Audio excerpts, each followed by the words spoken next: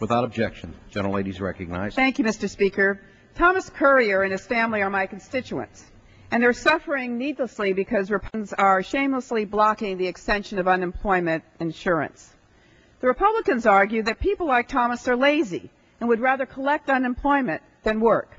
Well, let me tell you about Thomas Currier. He's 62. He's worked his entire life and at one time even owned his own business. After 25 years in the IT field, he was laid off in August of 2008, and last month he finally lost his unemployment insurance. His wife needs surgery they can't afford.